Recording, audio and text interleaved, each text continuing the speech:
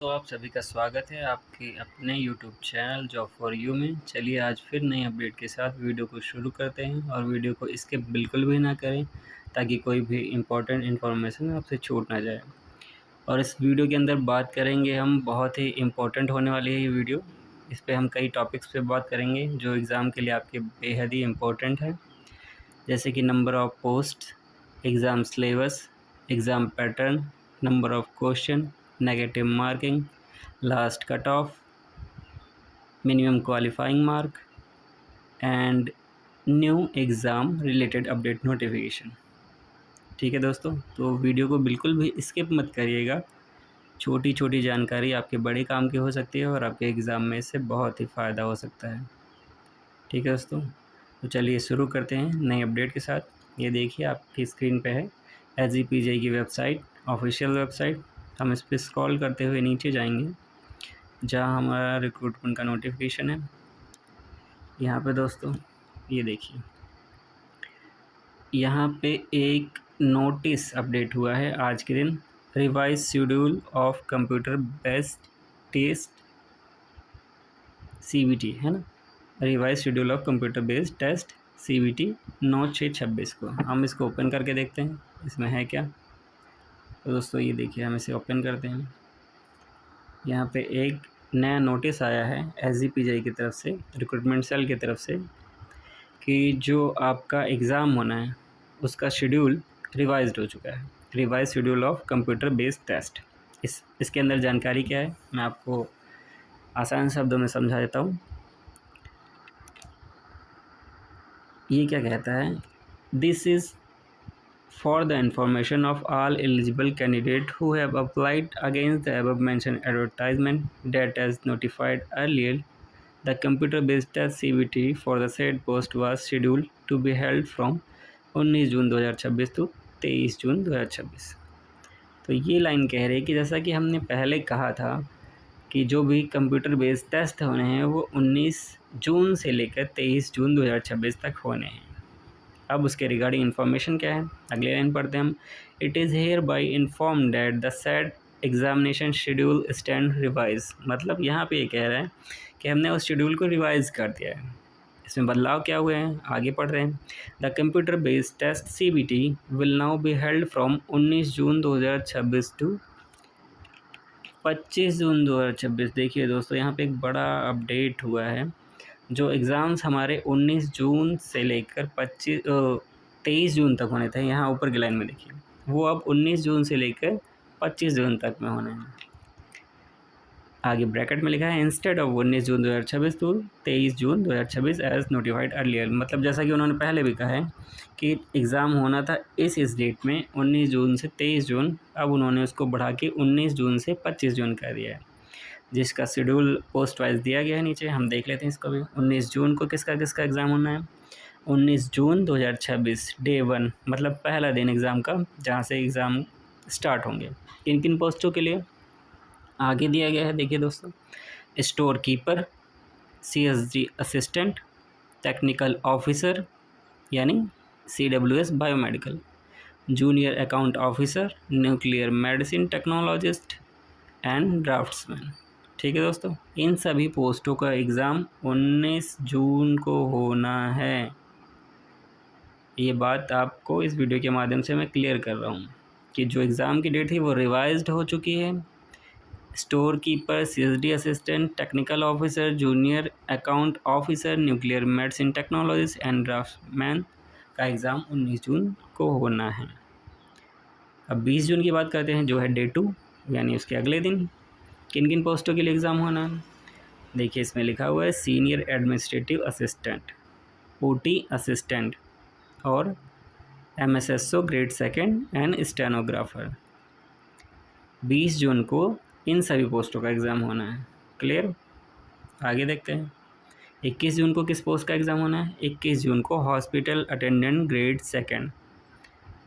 जिसने भी hospital attendant के फॉर्म अप्लाई किए हैं, सबसे ज़्यादा फॉर्म हॉस्पिटल अटेंडेंट के अप्लाई हुए हैं पोस्ट के अकॉर्डिंग अगर हम बात कर लें तो वो एग्ज़ाम होना है 21 जून में, जो डे 3 है एग्ज़ाम का। मतलब 19 जून में स्टोर कीपर और ये सारी पोस्टें, 20 जून में सीनियर एडमिनिस्ट्रेटिव असिस्टेंट, जैसा कि आप सेकंड लाइन में देख रहे हैं, OT असिस्टेंट, MSSO और स्टेनोग्राफर 21 जून में होना है हॉस्पिटल अटेंडेंट का। ठीक, क्लियर। अब नर्सिंग ऑफिसर की बात करते हैं। तो देखिए यहाँ पे है नर्सिंग ऑफिसर का जो एग्ज़ाम है वो होना है 22 जून से लेकर 25 जून तक। मतलब क्लियर इन्होंने यहाँ पे किया है, वो होगा डे 4 टू डे 7, मतलब 22, 23, 24, 25 जो एग्ज़ाम का 7वां दिन है। इन चारों दिनों में एग्ज़ाम होने हैं। किस पोस्ट के लिए? नर्सिंग ऑफिसर पोस्ट के लिए। ठीक है दोस्तों, मैं इस नोटिस का PDF कमेंट सेक्शन में या डिस्क्रिप्शन में अपने लिंक शेयर कर दूंगा, आप लोग वहाँ से डाउनलोड कर सकते हैं। आप लोग ऑफिशियल वेबसाइट भी विज़िट कर सकते हैं, SGPGI बस आपको टाइप करना है और आ जाएगा। ऑफिशियल वेबसाइट में लास्ट में स्क्रॉल करते हुए नोटिफिकेशन पे जाएंगे, वहाँ से आप ये डाउनलोड करके देख सकते हैं।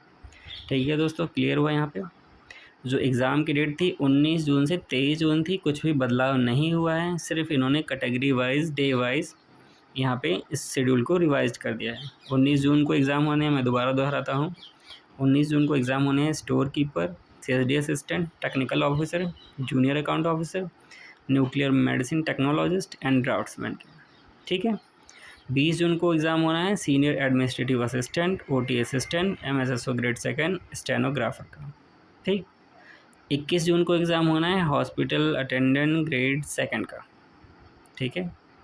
और 22 से लेकर 25 जून तक एग्ज़ाम होना है नर्सिंग ऑफिसर पोस्ट का। ठीक है दोस्तों, यहाँ तक क्लियर है। ये थी आज की नई अपडेट, सबसे इम्पोर्टेंट। ठीक है।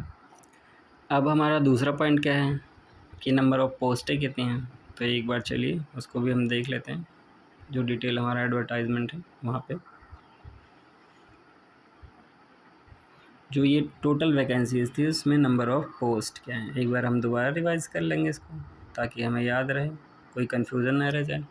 ठीक है दोस्तों, तो हमारी जो पहली पोस्ट है वो है नर्सिंग ऑफिसर। ठीक है।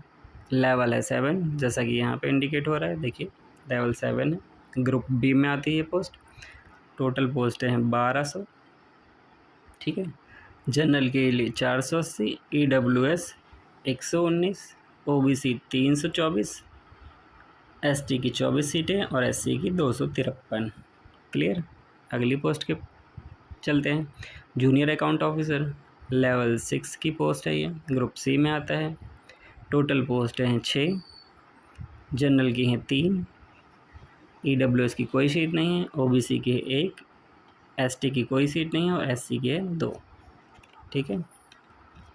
ठीक है, चलते हैं अगली पोस्ट पे। Nuclear technical officer CWS biomedical level 6 की पोस्ट है, जिसमें सिर्फ एक ही सीट है, वो भी SC की। ठीक है, जैसा कि आप यहाँ देख पा रहे हैं।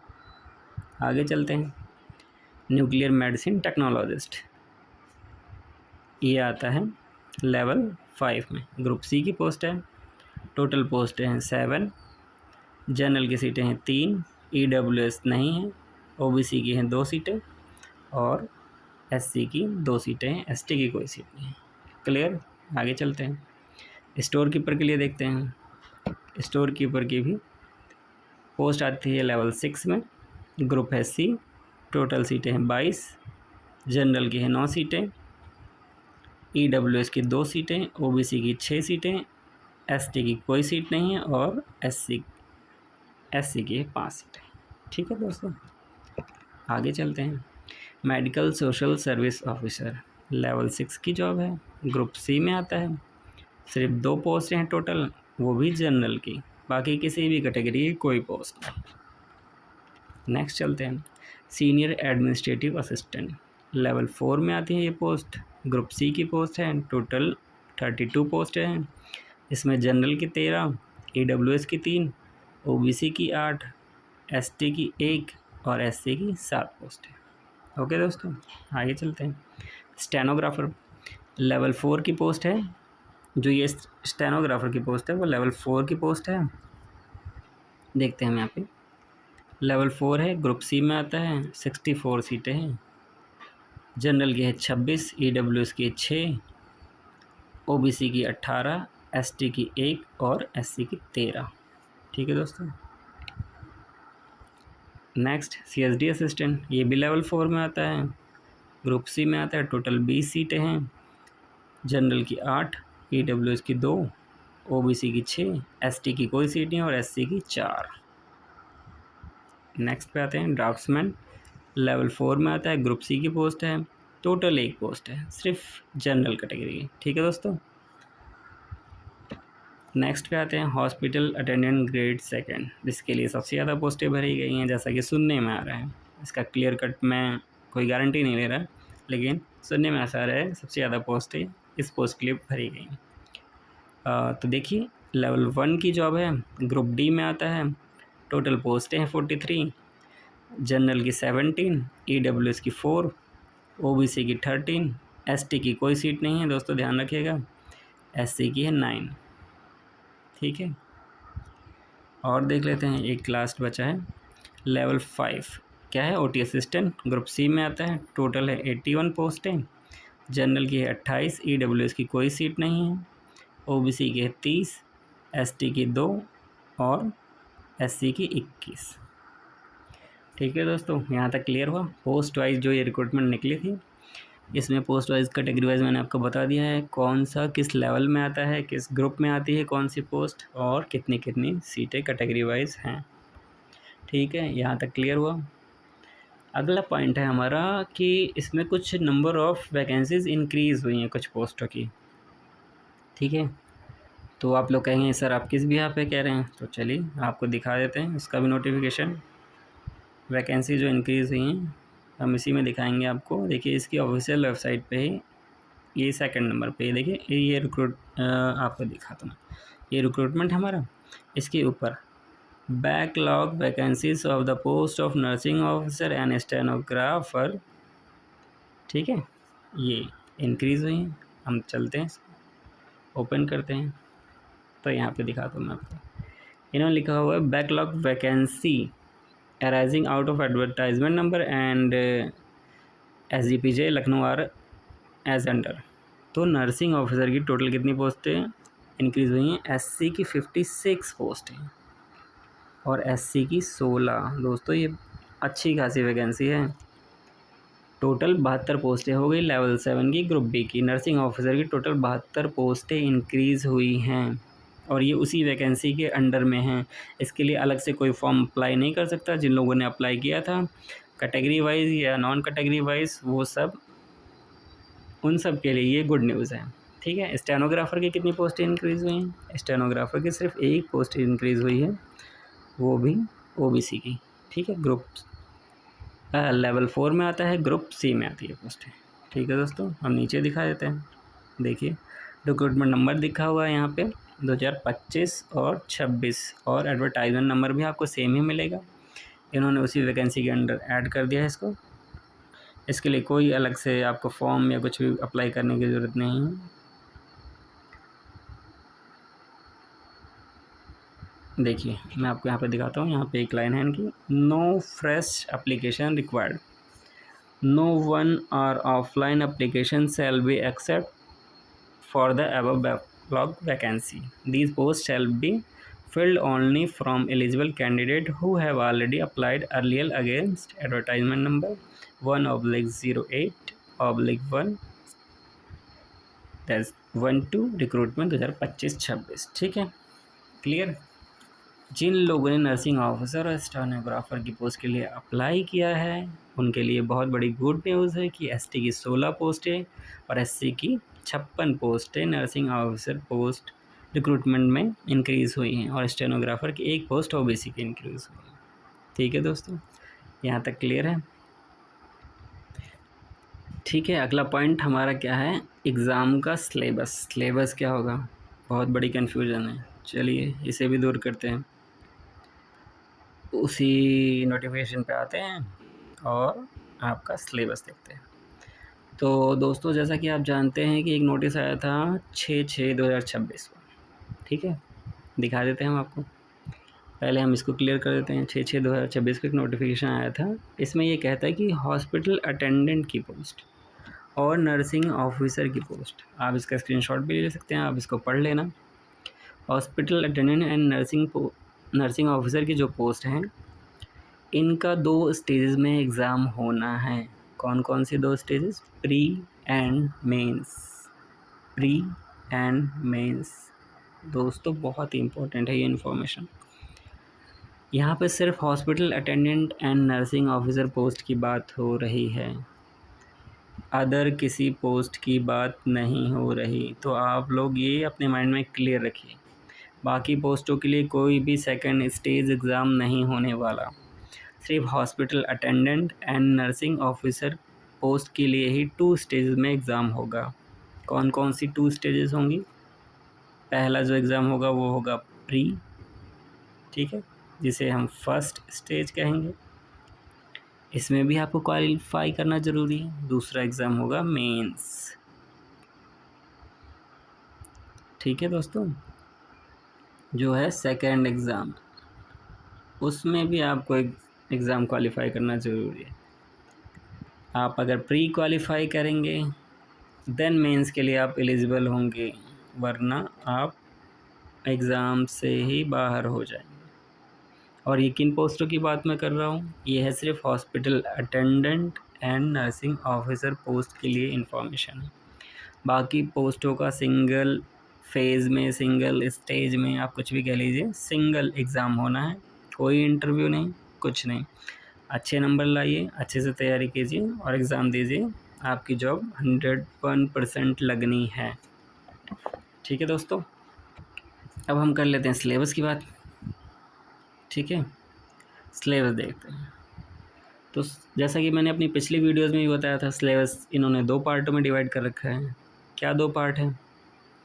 Part A and B. Part A and part B. अब आप कहेंगे पार्ट ए क्या है, तो हम आपको एक्सप्लेन कर देते हैं। पार्ट ए जैसा कि यहाँ पे लिखा हुआ है, ठीक है। पार्ट ए सभी के लिए सेम रहने वाला है। सभी पोस्टों के लिए जितनी भी वैकेंसीज़ थी किसी भी पोस्ट की, उन सब में पार्ट ए सेम रहने वाला है। सेम का मतलब है जो उनके टॉपिक्स हैं, उनकी हेडिंग्स हैं, वो सेम रहेंगी। क्वेश्चन उस लेवल से पूछेगा। आपने अगर हॉस्पिटल अटेंडेंट के लिए फॉर्म भरा है तो हॉस्पिटल अटेंडेंट के लिए एलिजिबिलिटी होती है 10th क्वालिफाई होना चाहिए आपको। तो 10th बेस की रीजनिंग, ठीक है, रीजनिंग 10th बेस की, जी के 10th बेस का, मैथ 10th बेस की और इंग्लिश 10th बेस की ही पूछेगा। ठीक, अगर आपने किसी ऑफिसर पोस्ट के लिए एग्ज़ाम भरा है तो आपका उसके अकॉर्डिंग भी पूछ सकता है। बट ये मान के चलिए जो इन्होंने पार्ट ए दिया है ये पूरा का पूरा यहाँ से क्वेश्चन आएगा। मतलब ये रीज़निंग का पार्ट है, ये सारे टॉपिक आपके रीज़निंग में कवर होंगे। इनमें से कहीं से भी क्वेश्चन पूछा जा सकता है, अब आपको पढ़ना पड़ेगा। तो ये हो गया रीज़निंग। ठीक, अब रीज़निंग के अलावा पार्ट ए में क्या होगा? दूसरा आता है जनरल नॉलेज। ठीक है, जनरल नॉलेज हो जाएगा। जनरल नॉलेज के अलावा क्या होगा? तीसरा आएगा मैथ। ठीक है, और क्या आएगा? इंग्लिश। ठीक है, ये पार्ट है, ये सबका सेम रहने वाला है। मतलब English, math, GK, GS, GK GS same, और रीजनिंग, 4 चीज़ें। ठीक है, और सर पार्ट ए में क्या रहेगा अब आप पूछेंगे, तो हम इसको बैक करके आपको दिखाते हैं। पार्ट ए हो गया ये, अब पार्ट बी दिखाते हैं आपको। पार्ट बी देखिए, यहाँ पे कितनी पोस्ट है।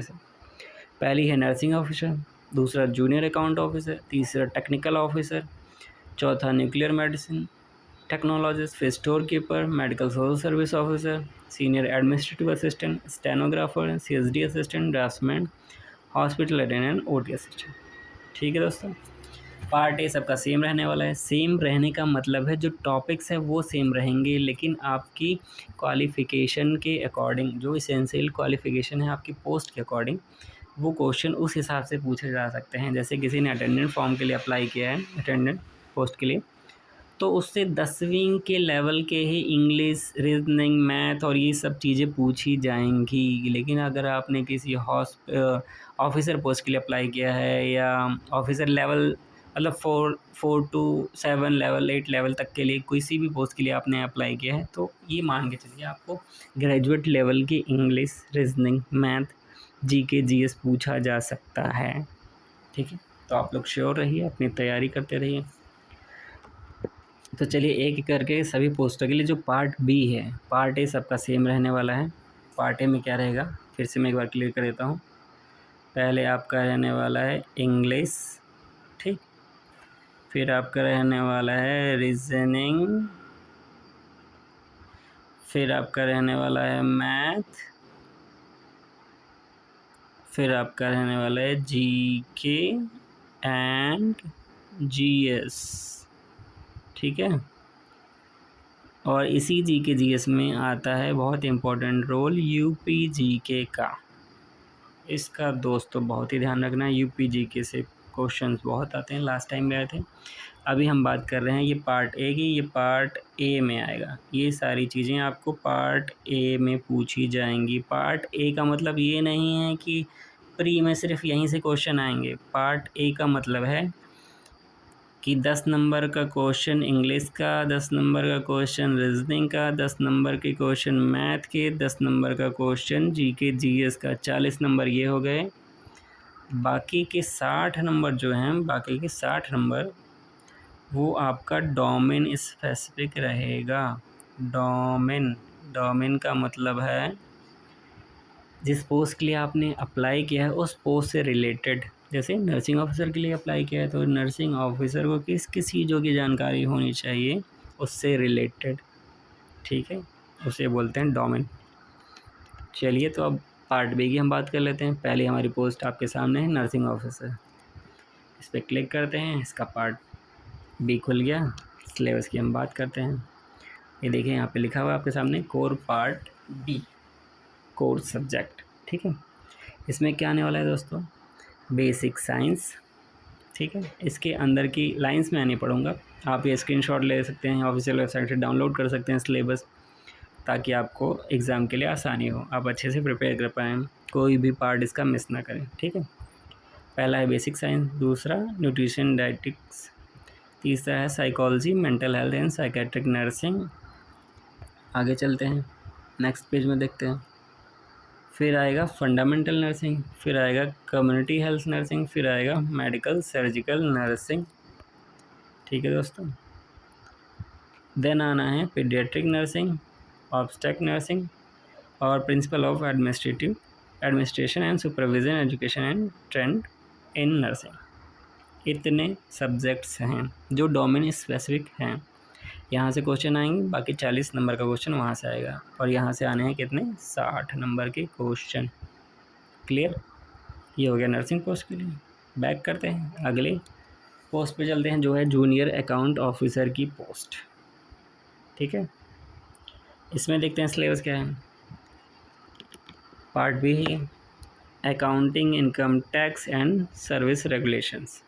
पहला है various function of finance division, दूसरा है गवर्नमेंट एंड कॉमर्शियल अकाउंटिंग, तीसरा है इनकम टैक्स, फिर है सर्विस रेगुलेशन, फिर है computer skill.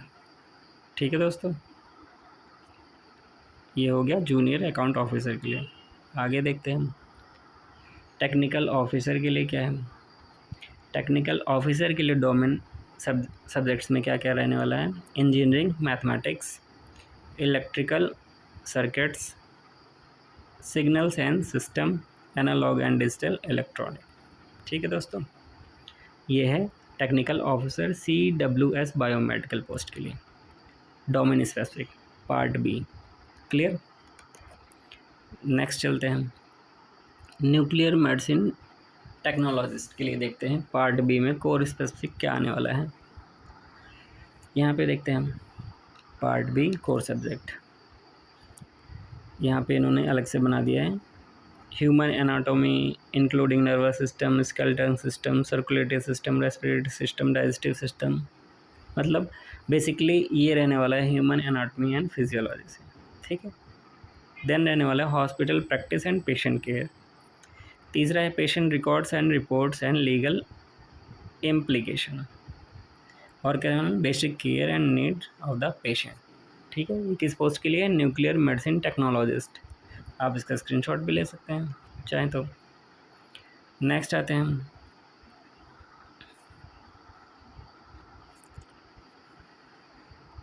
Store keeper. Store keeper के लिए सिलेबस हम देख लेते हैं, जो पार्ट बी में क्या आने वाला है कोर सब्जेक्ट में। जनरल स्किल्स आएंगी, कंप्यूटर स्किल्स आएंगी, इन्वेंट्री मैनेजमेंट आएगा, basic concept of material management. ठीक है दोस्तों, ये है स्टोर कीपर के लिए part B domain subjects. Next पे चलते हैं, मेडिकल सोशल सर्विस ऑफिसर। ठीक है, जिसकी जनरल के 2 ही पोस्ट हैं। इनके लिए देखते हैं पार्ट बी कोर सब्जेक्ट्स में क्या क्या आने वाला है। इन्होंने हेडिंग वाइज कुछ भी नहीं दिया है, तो हम जो मेन हैं इनके वो पढ़ देते हैं। Social work definition, meaning, purpose, goals and objective, ये आने वाला है। Working with individual social case work and social case work. ठीक है, सोशल केस वर्क से आने वाले हैं। Working with group, social group work से क्या, meaning, type, characteristic, stage, group development, ये सब। अगला क्या है, leaderships concept, theories, type of leaderships, context, role and qualities of a leader. ठीक है, अगला देखते हैं सोसाइटी टाइप्स एंड कैरेक्टरिस्टिक्स। ठीक है दोस्तों, अगले पेज पे चलते हैं। Development psychology, growth and development, health and illness, health से आएगा questions, national health policy and major national health programs, medical social work, multi disciplinary medical social work, मतलब meaning, definition, importance of medical social work. एक social work क्या करता है, वहाँ से ही question आ जाएगा। ये इसका हो गया डोमेन स्पेसिफिक। अगली पोस्ट पे हम चलते हैं, क्या है, सीनियर एडमिनिस्ट्रेटिव असिस्टेंट। ठीक है दोस्तों, सीनियर एडमिनिस्ट्रेटिव असिस्टेंट के लिए देखते हैं पार्ट बी में क्या आने वाले हैं। तो देखिए यहाँ पे इन्होंने बहुत ही कंफ्यूजिंग करने के लिए डाला हुआ है। Reasoning, general knowledge, mathematics, aptitude, general English, ये पार्ट ए है। यहाँ पे इन्होंने क्लियर कर दिया है। पार्ट बी में क्या आने वाला है, पार्ट ए में ही इन्होंने ई करके डाला हुआ है, कंप्यूटर लिटरेसी। ठीक है, इन्होंने पार्ट बी में पार्ट ए भी दे रखा है, reasoning, general knowledge, mathematics, general English, computer literacy and general rules related with government services. तो पार्ट ए प्लस बी इन्होंने कंबाइन यहाँ पे दे रखा है सिलेबस। इसका आप स्क्रीनशॉट ले सकते हैं या डाउनलोड कर सकते हैं। ठीक है, नेक्स्ट पोस्ट के लिए हम चलेंगे स्टेनोग्राफर। स्टेनोग्राफर के लिए देखेंगे पार्ट बी कोर्स सब्जेक्ट क्या रहने वाला है, basic understanding concept of English, vocab, grammar, sentence. ठीक है, और basic of computer applications, general rule related with government services. ठीक है, नेक्स्ट चलते हैं CSD असिस्टेंट। इसका देखते हैं पार्ट बी कोर्स सब्जेक्ट क्या रहने वाला है, basic anatomy, basic physiology, basic pathology and microbiology, operation theatre techniques. Clear हुआ, ये CSD असिस्टेंट पोस्ट के लिए है। आगे देखते हैं infection, cleaning, washing, packaging and assembly line, sterilisation method, classification of CSD, working areas, colour codes. ठीक है, ये CSD असिस्टेंट के लिए हो गया। अगला देखते हैं ड्राफ्ट्समैन के लिए। ड्राफ्ट्समैन के लिए पार्ट बी कोर्स सब्जेक्ट क्या रहने वाला है, introduction, importance of safety and general precaution, observation in industry, shop floor. अगला है importance of BIS, concept of engineering drawings, computer aided design and drawing, CADD। आगे और देखते हैं इस सिलेबस, इसके सिलेबस में क्या रहने वाला है, characteristics, type and use materials, building constructions, surveying, building, और क्या रहने वाला है, reinforce cement concrete structure, roads, irrigation engineering, estimating and costing. ये किस पोस्ट की हम बात कर रहे थे, ड्राफ्ट्समैन के लिए। अगला जो जिसके लिए नंबर ऑफ़ वैकेंसी या अप्लीकेंट्स बहुत ज़्यादा हैं उनका सिलेबस हम देखते हैं इंग्लिश में, हॉस्पिटल अटेंडेंट ग्रेड 2 के लिए। कोर्स सब्जेक्ट में क्या क्या आने वाला है, meeting the basic needs of the patient, जैसे फिजिकल नीड्स हो गया, हाइजीन नीड्स हो गया, एलिमिनेशन नीड्स हो गया, फर्स्ट एड हो गया, फर्स्ट एड एंड इमरजेंसी हो गया, procedure and techniques in first aid, communication skill and how to communicate with patient their relatives. ठीक है, इसी का इन सभी पोस्टों में से एक बात और ध्यान देने की, सिर्फ हॉस्पिटल अटेंडेंट ही एक ऐसी पोस्ट है जो ग्रुप डी में है, तो इसका पेपर बाईलैंग्वेज होगा, मतलब हिंदी और इंग्लिश दोनों में आने वाला है। बाकी सभी पोस्टों के लिए एग्ज़ाम सिर्फ एक लैंग्वेज में होगा, इंग्लिश में। हॉस्पिटल अटेंडेंट का हिंदी में, ये रहा सिलेबस, आप इसका स्क्रीनशॉट ले सकते हैं। चलिए आगे चलते हैं, लास्ट जो हमारी पोस्ट है ओटी असिस्टेंट के लिए, डोमेन सब्जेक्ट देखते हैं। पार्ट बी कोर सब्जेक्ट में क्या है, anatomy and physiology, surgical instrument and procedures,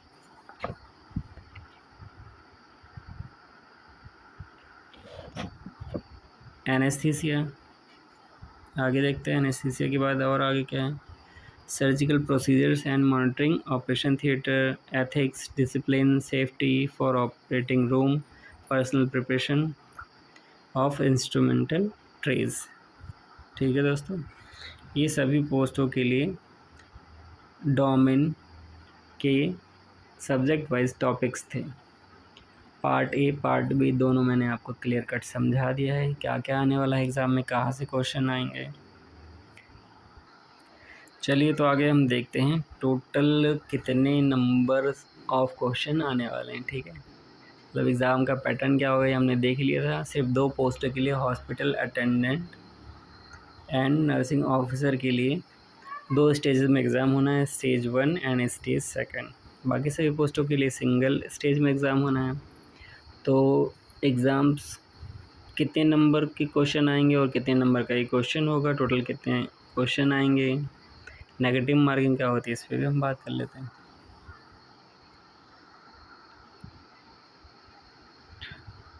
देखिए आपके सामने है, हम लास्ट इधर के पेज पे चलते हैं जहाँ पे दिया हुआ है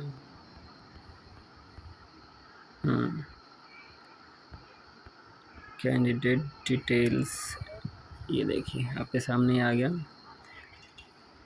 कॉमन रिक्रूटमेंट CRT। ठीक है, common recruitment test CRT shall be conducted for all posts.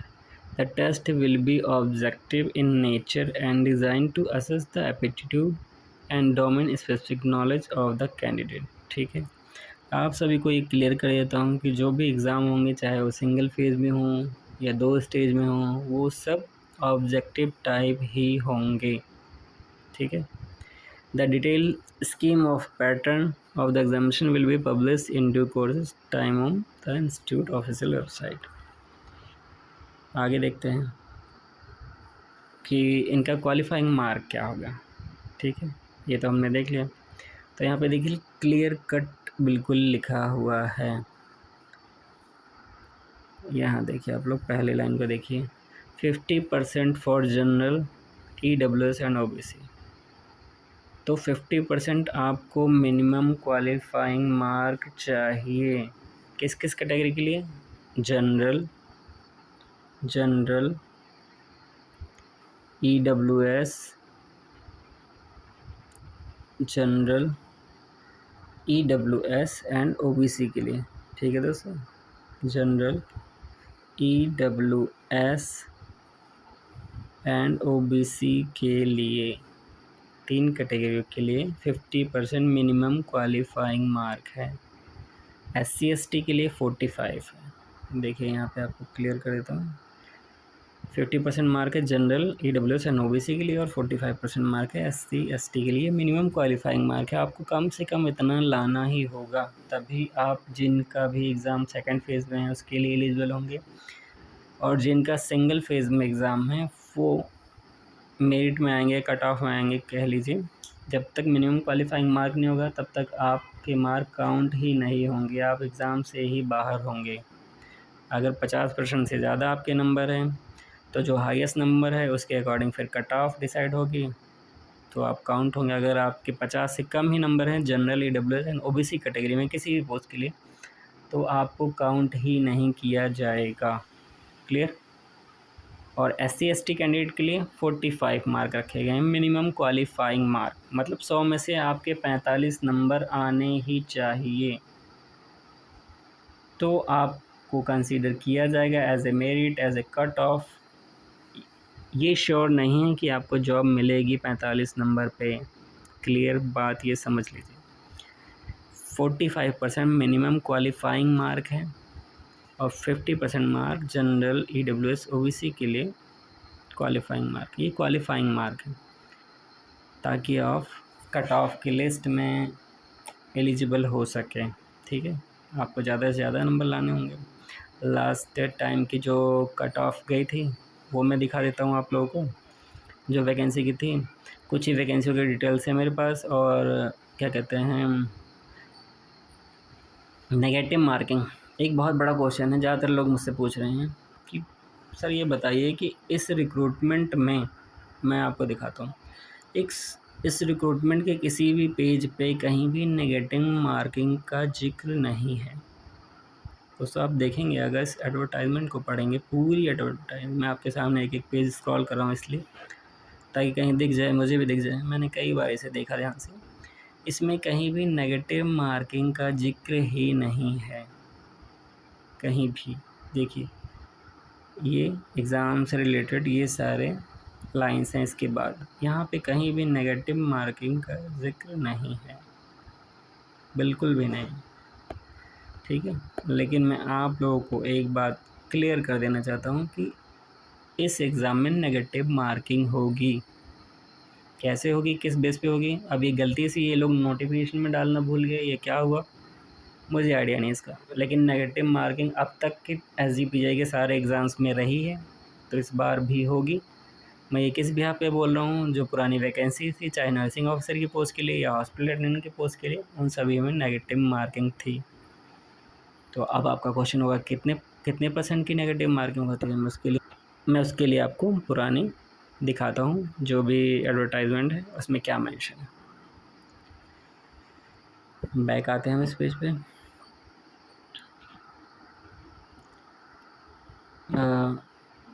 देखिए दिखाता हूँ मैं आपको।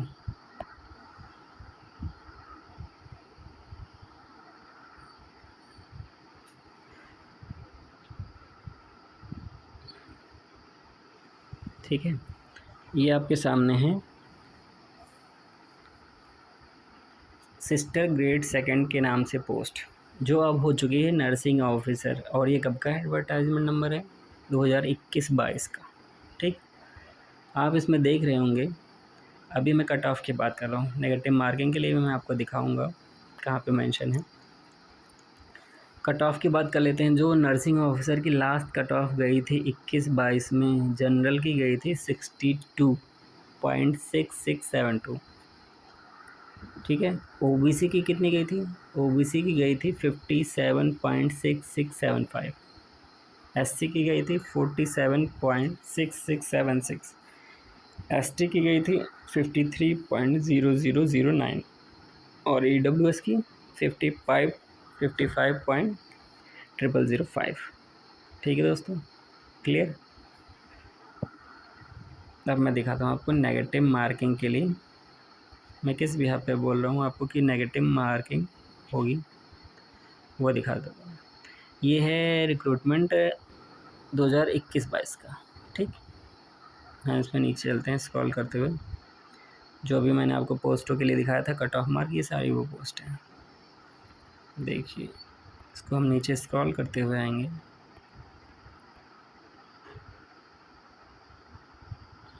यहाँ पे देखिए सेम वैसा ही दिया हुआ है।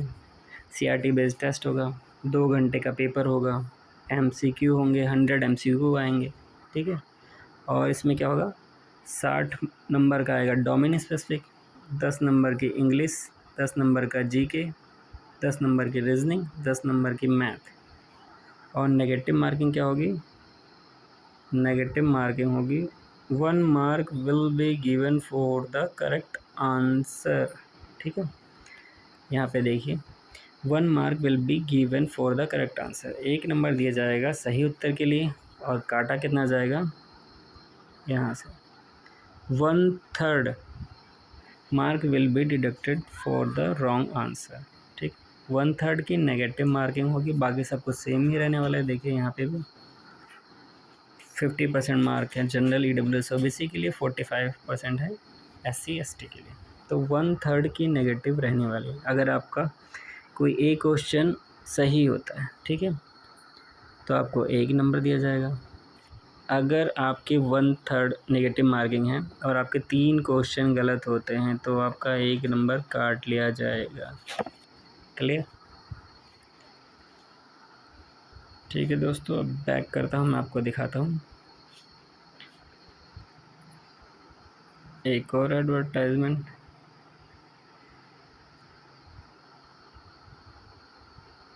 हाँ, यहाँ पे मैं आपको लास्ट कट ऑफ दिखाने वाला हूँ जो एडवर्टाइजमेंट थी 2023 और 24 की, जिसमें हॉस्पिटल अटेंडेंट पोस्ट का भी रहने वाला है। तो कैटेगरी वाइज मैं दिखाता हूँ। ऊपर सबसे ऊपर जो पोस्ट है वो है असिस्टेंट सिक्योरिटी ऑफिसर।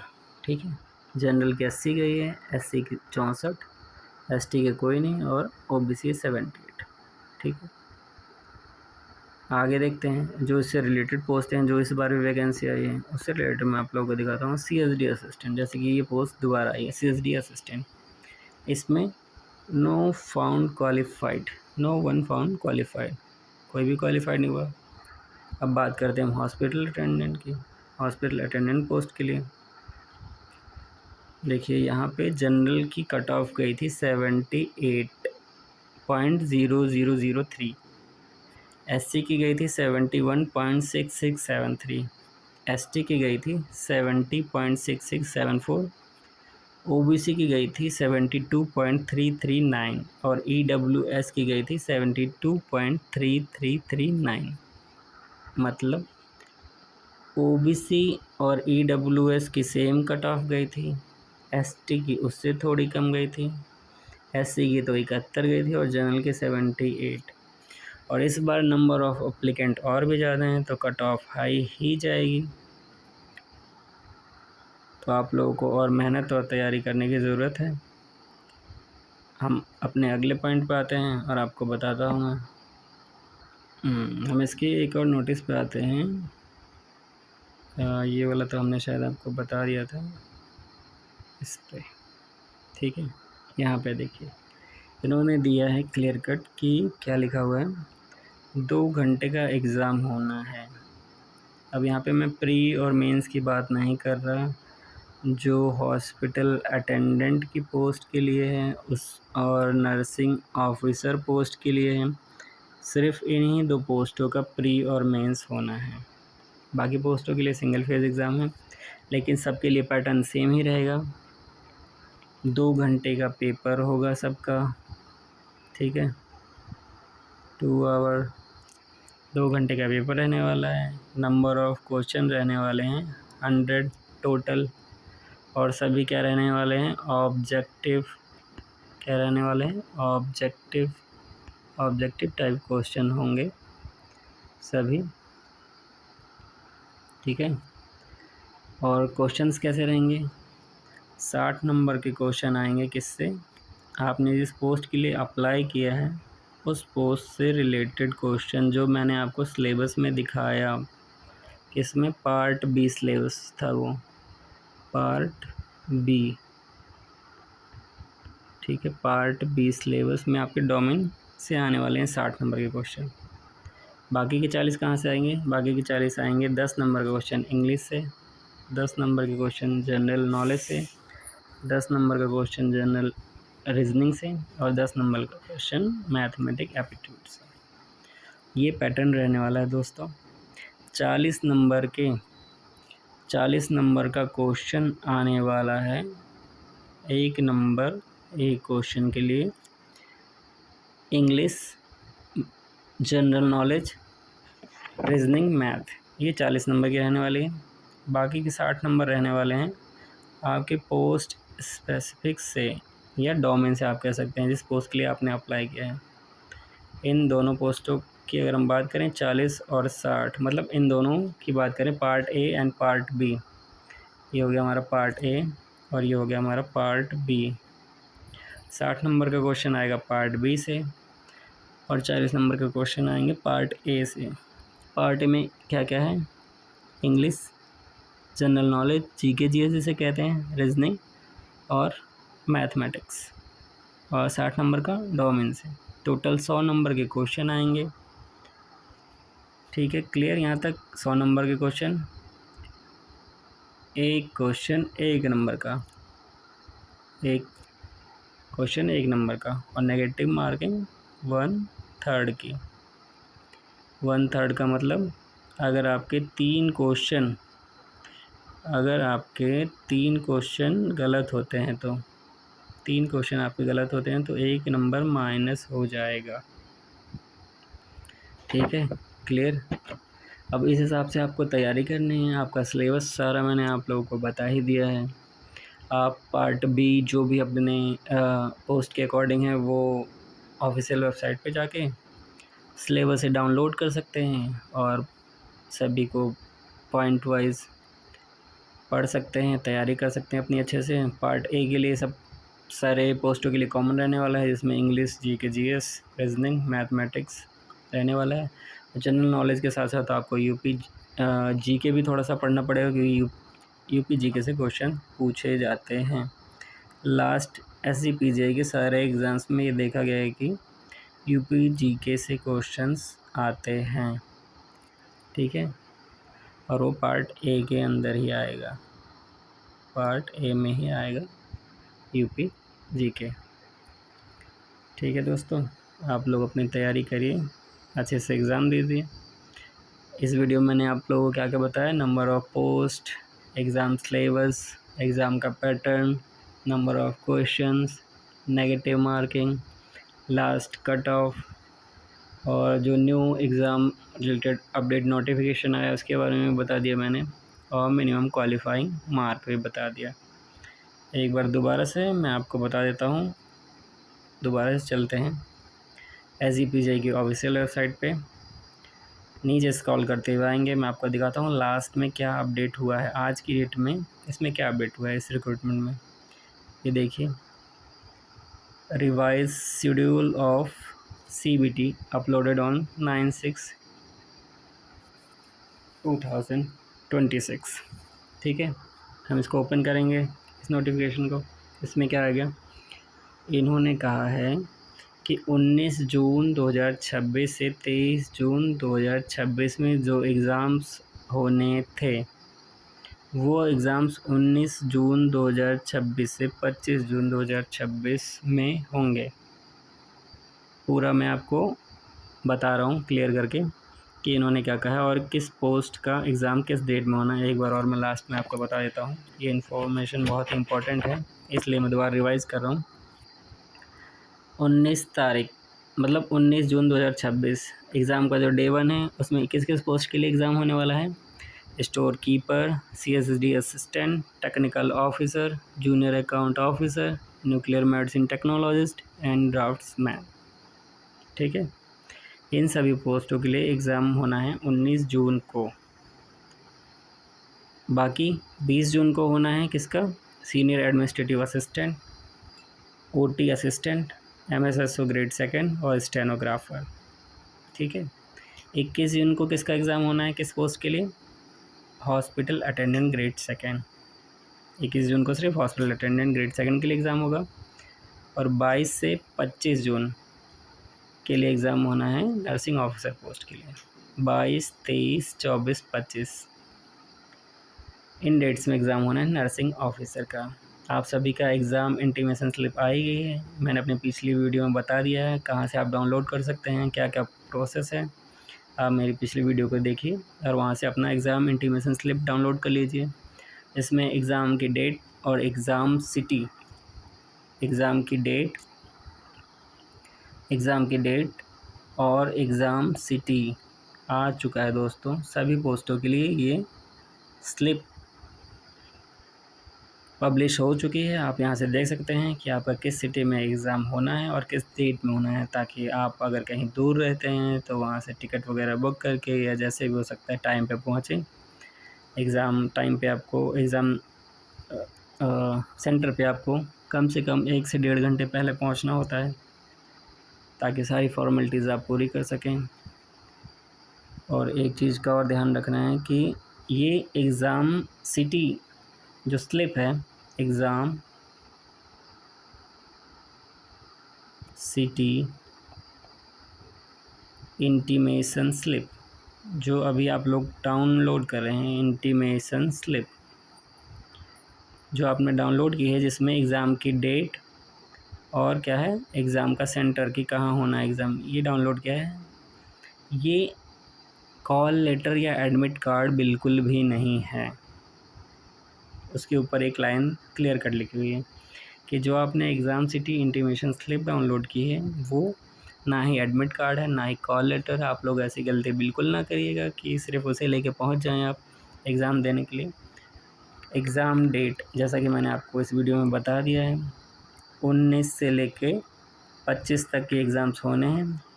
19, 20, 21 और 22 से लेके 25, इन सभी डेट्स में एग्ज़ाम होने हैं। अलग अलग पोस्टों के लिए अलग अलग डे वाइज एग्ज़ाम है। तो इन सभी पोस्टों का जिसकी जो डेट है, जिस पोस्ट के लिए आपने अप्लाई किया, मान लो आपने 19 तारीख को आपका एग्ज़ाम है, आपने स्टोर कीपर के लिए अप्लाई किया है, तो इससे 48 घंटे पहले, कितने, 48 घंटे पहले यानी 2 दिन पहले ही आपका एडमिट कार्ड रिलीज़ हो जाएगा। 2 दिन पहले आपका एडमिट कार्ड रिलीज़ हो जाएगा, आपकी ऑफिशियल वेबसाइट पे डल जाएगा। आप रजिस्ट्रेशन नंबर या एप्लीकेशन नंबर डाल के उसे देख पाएंगे, डाउनलोड कर पाएंगे, उसका प्रिंट आउट ले पाएंगे। और जैसे ही एडमिट कार्ड रिलीज़ होगा, मैं एक और नई वीडियो बना दूंगा आप लोगों के लिए, बहुत ही हेल्पफुल होगी, आप वहाँ से डाउनलोड कर लेना। तो ये जानकारी थी दोस्तों, एडमिट कार्ड कब आएगा। जो आपकी डेट्स हैं, वो चाहे 19 में आपका एग्ज़ाम है, 20 में है, 21 में है या 22 से 25 में है, आपकी एग्ज़ाम डेट से, इस डेट से, एग्ज़ाम डेट से, आपका एग्ज़ाम अगर 19 को है तो उससे 2 दिन पहले, 20 को है तो उससे 2 दिन पहले, 21 को है वहाँ से 2 दिन पहले, 22 से 25 में जब भी होना है, जो आपकी इंटीमेशन स्लिप पे दिया हुआ है, जो आपकी इंटीमेशन स्लिप पे डेट दी हुई है, उस डेट से 2 दिन पहले, ठीक है, 2 दिन पहले ही आपका एडमिट कार्ड रिलीज़ कर दिया जाएगा। ऑफिशियल वेबसाइट से आप उसको डाउनलोड कर सकते हैं, ठीक है। एडमिट कार्ड के साथ आधार, पैन, जो भी इंस्ट्रक्शन होंगे उस समय आएंगे तो वो मैं आपको बता दूंगा। ठीक है दोस्तों, क्लियर है यहाँ से। तो ये वीडियो बहुत ही इंफॉर्मेटिव रही है, और ऐसी नई नई जो भी अपडेट्स आती रहेंगी, नई नई वैकेंसीज़ आती रहेंगी, वो मैं अपने चैनल पे डालता रहूँगा। मेरे चैनल से जुड़े रहिए, बहुत सारा प्यार दीजिए मेरे चैनल को। अगर आपको मेरी बताई गई इन्फॉर्मेशन अच्छी लगी हो तो मेरे चैनल को लाइक, शेयर एंड सब्सक्राइब ज़रूर करें। Thank you for watching.